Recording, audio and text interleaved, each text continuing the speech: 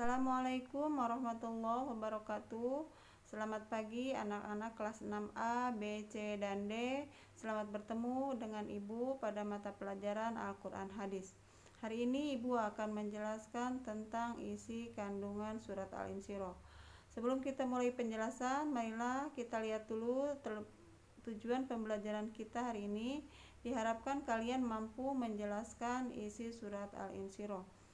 Surat Al-Insyirah terdiri dari 8 ayat yang diturunkan di kota Mekah sebelum Rasulullah SAW hijrah ke kota Madinah. Maka surat Al-Insyirah tergolong surat Makkiyah. Al-Insyirah artinya melapangkan. Sebab turunnya surat Al-Insyirah, ketika itu orang-orang muslim mendapatkan ejekan dari orang-orang musyrik karena kemiskinannya. Marilah kita mulai penjelasan ayat pertama dan ayat yang kedua. Bismillahirrahmanirrahim. Alam nasyrah laka sadrak. Bukankah kami telah melapangkan dadamu Muhammad? Wa wada'na anka wizrak. Dan kami pun telah menurunkan bebanmu darimu. Pada penjelasan ayat yang pertama dan kedua ini, yaitu ketetapan Allah Subhanahu wa Ta'ala bahwa telah melapangkan dada Nabi Muhammad SAW dengan sifat-sifat kenabian dan menjaga kesucian Nabi Muhammad SAW. Ayat yang ketiga, alladzi anqadha dhahrak, yang memberatkan punggungmu.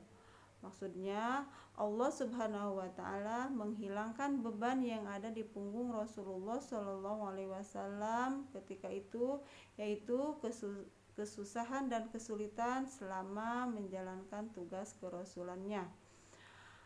Wa rafa'na laka dzikrak, maka kami tinggikan sebutan namamu bagimu.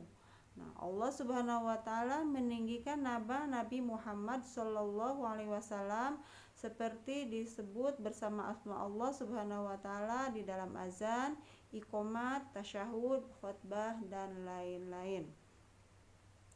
Fa inna ma'al usri yusra, maka sesungguhnya bersama kesulitan ada kemudahan.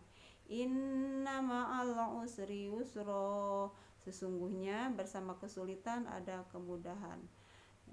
Ayat yang kelima dan keenam ini menjelaskan bahwa setelah kesulitan pasti diikuti oleh kemudahan pada akhirnya. Fa idza faraghta fansab, maka apabila engkau telah selesai dari suatu urusan, tetaplah bekerja keras untuk urusan yang lain. Di ayat yang ketujuh ini yaitu anjuran dari Allah Subhanahu wa Ta'ala bahwa setelah selesai sholat supaya berdoa dengan sungguh-sungguh dan hanya mengharapkan ridho Allah Subhanahu wa Ta'ala. Ayat yang terakhir, wa ila rabbika farghab, dan hanya kepada Tuhanmu lah engkau berharap. Maksudnya Allah Subhanahu wa Ta'ala menganjurkan kepada hambanya dalam berdoa agar merendahkan diri dan dengan suara yang lembut. Jadi dari surat Al-Insyirah ini dapat kita ambil kesimpulan. Yang pertama, Allah Subhanahu wa Ta'ala menyelenyapkan dosa-dosa yang pernah dibuat oleh Nabi Muhammad SAW sebelumnya. Kemudian Allah akan selalu menjaganya. Yang kedua, bahwa setiap kesusahan pasti akan diikuti oleh kemudahan. Dan yang ketiga, hendaklah selalu berdoa dan memohon kepada Allah Subhanahu wa Ta'ala dengan kerendahan diri dan kelembutan.